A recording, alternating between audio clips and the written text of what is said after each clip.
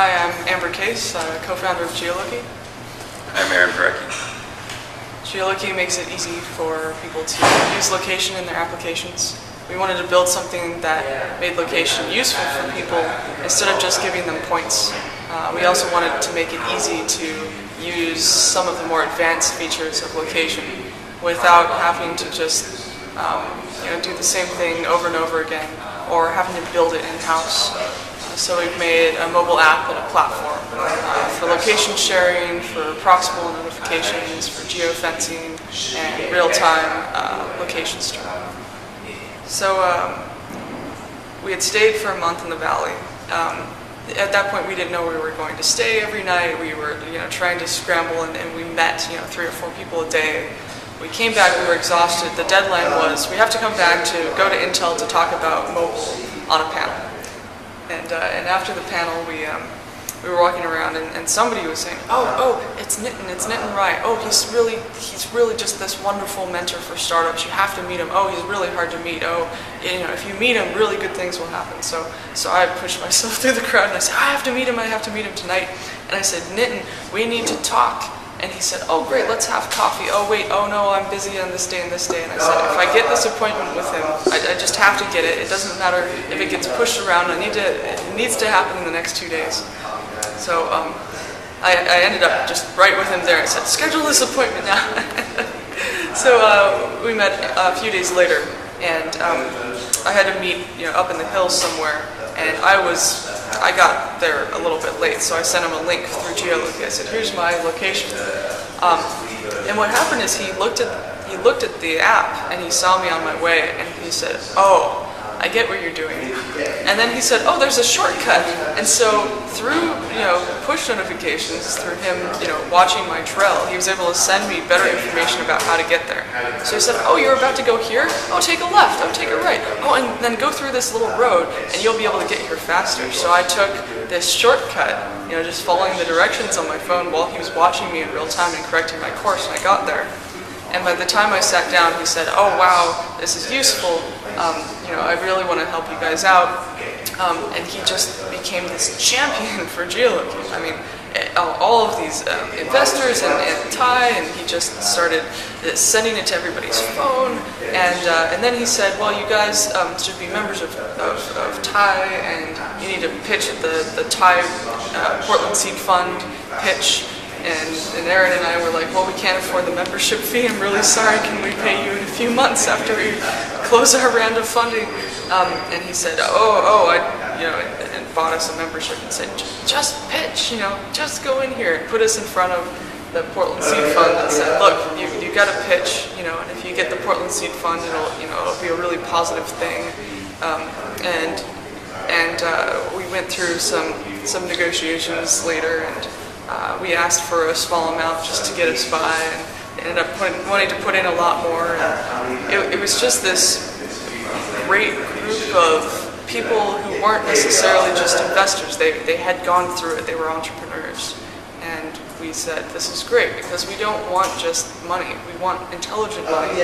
We want to be able to go forward with the funding that we get and have connections to the next round, and how to strategically build our business and how to scale up as a software company." And they really were somebody that we thought that could provide that. So I felt really comfortable going with them, and it was fast. I mean, from start to finish, about 30 days, which is impressive even for the Valley. So I just thought it was really professional and impressive what they did, and we're proud to have a group like that in Portland.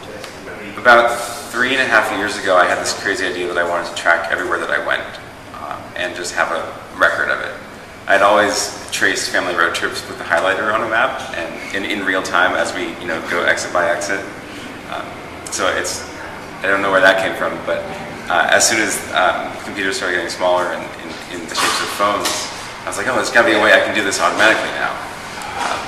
I started out with getting a hardware GPS logger, which meant that I had to charge another device in addition to my phone and download the data from the SD card into my computer. And I only carried it about a week, even though I really wanted to have that record. And then finally, a couple months later, I got a smartphone. I made sure to get one of the smartphones that had GPS. There was only like 2 or 3 on the market at that point. And at that point, I started recording everywhere that I went at 5 or 6 second intervals continuously. And that's been going for over 3 years now with no gaps.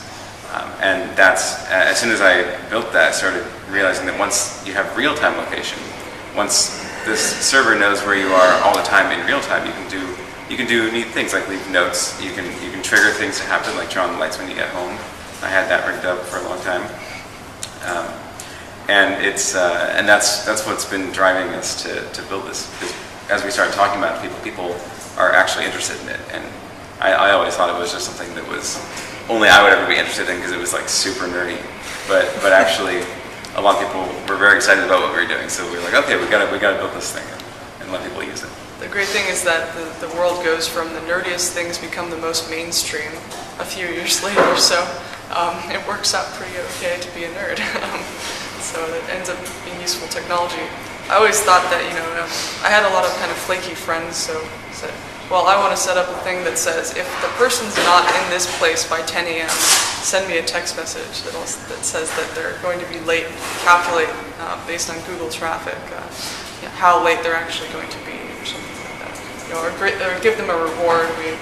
We did kind of a developer competition where we said, all right, schedule your appointment at a place and a time, and if you get there within 5 minutes and you're not late, you get 50 points.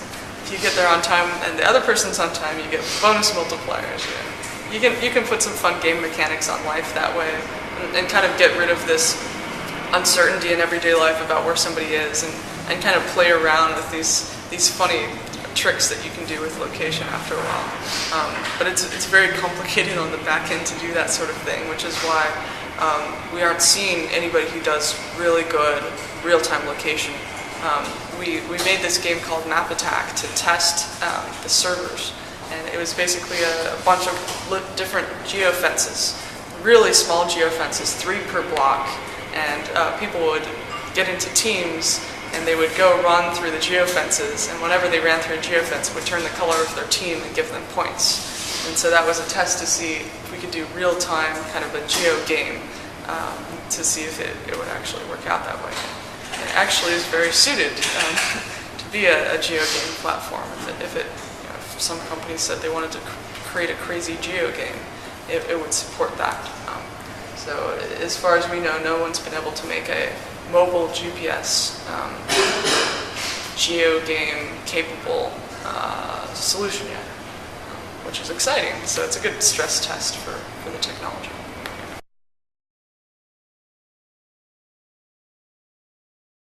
I think the biggest hurdle is that we didn't think we could raise funding in Portland, Oregon. We thought that we're going to have to go down to the valley. We thought we were going to move our team down there.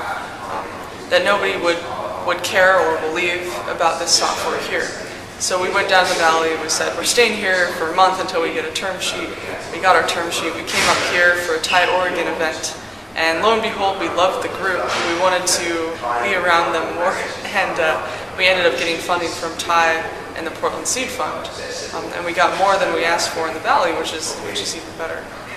So creating a team here in Portland is fantastic. Really good quality of life. It's a lot more affordable, and we can really do what we want to do here.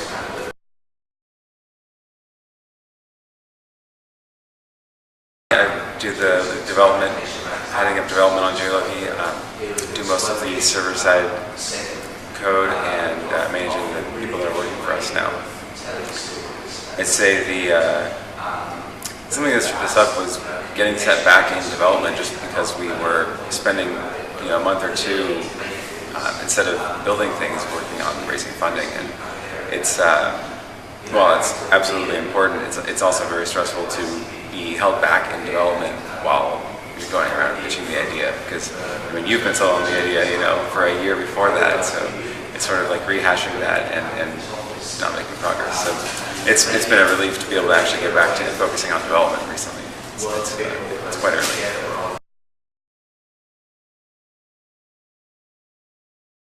Actually, a lot of resources here. TIE Oregon, Portland Seed Fund, PI, where we work out of, where we're here right now. Just the fact that there's a giant community here that really cares about companies succeeding and doing well and having the resources they need to understand what it is they're doing. We're really first-time entrepreneurs. I started a company in college as kind of a practice company, but it was a different type of company. It was like a clean tech company, really long timeline. Software is so short that it's a different space, and it's really good to have these people that we can go and talk to, mentors and investors, and a space to work out of that. I don't think we'd be able to do this if we were anywhere else. From the technical side of it, I would say that a huge resource is just all the open source software that's available, because a lot of people have put a lot of work into building things that we can now build off of and continue to incorporate in new ways. So a lot of what we're doing is actually combining two things that are seemingly unrelated and doing something absolutely new with them. And that wouldn't be possible if we had to build everything from scratch, of course.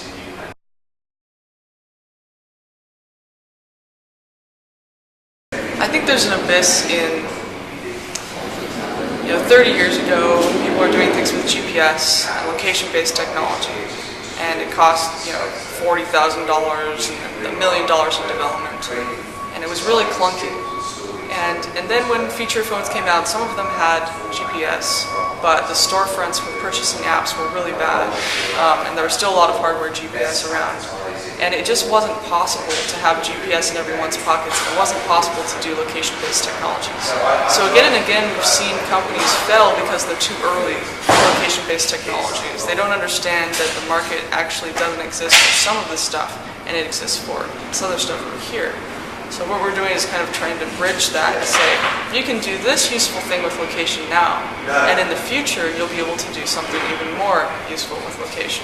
And so when that is ready, which is getting faster and faster, we'll be there to meet the needs of that new market. But we'll be in place this entire time doing useful, profitable technologies that you can do right now with the GPS on your phone. I think they were very technical focused. We can make very fast, stealth software. But there's a difference between making something very good and letting people know that it exists and just how good it is. So the big thing is understanding the sales cycle, connecting with potential customers, connecting with customers that have a pain that can be solved by this technology, and being patient enough to go through that, what can be a long cycle to get to that contract, to get that monthly revenue. That's something that, I've worked at White Kennedy before. I did a lot of digital strategy. I wasn't doing client acquisition. I wasn't doing account planning or account management. So that's an area in which I have to grow and learn. And also identifying, the correct customer. Not a customer that will take you off into the sidelines, but a customer that's with you, that you grow with over time. That you can really be symbiotic with. And I think that's a big challenge, not only for us, but for any company.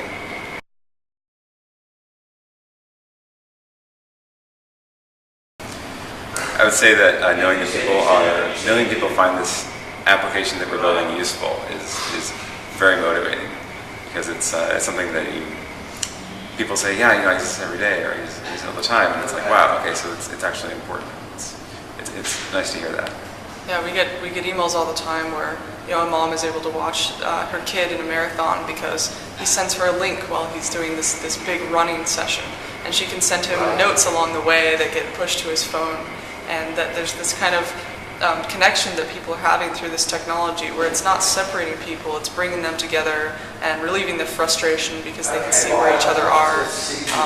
And when we get those emails and we see that people are using it in a certain way, it makes sense, to keep building something that people find useful. So it's a really good feeling.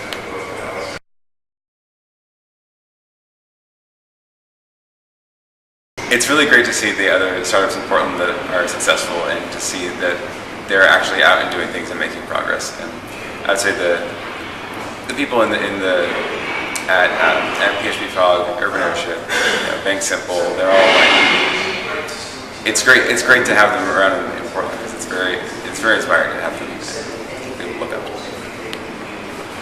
Yeah, I think Serge Patel is fantastic. We met with him, we were going through a difficult decision process, and he said, oh, you guys need to come in and work out of Pi. And I think a day later we got our desks in here. At that point in time, we were 5 people in a tiny little apartment around a tiny dining room table, and it was beginning to be summer. It was getting really hot, and we didn't have enough room, and there was only one whiteboard, and there were servers in the closet, pumping through things, and it just made the temperature really hot, and it was a little bit difficult. I kind of wish we had a garage to start out of, but you can't really do that in Portland because it's very cold. So the apartment was the next best thing, and we were out of there for a year. But when we were able to come into a space like Pi, where centrally located, everyone was able to come in, day or night. There were a bunch of startups going through the same thing, and a bunch of great mentors. I mean, that's really, really helpful. So that was inspiring in and of itself.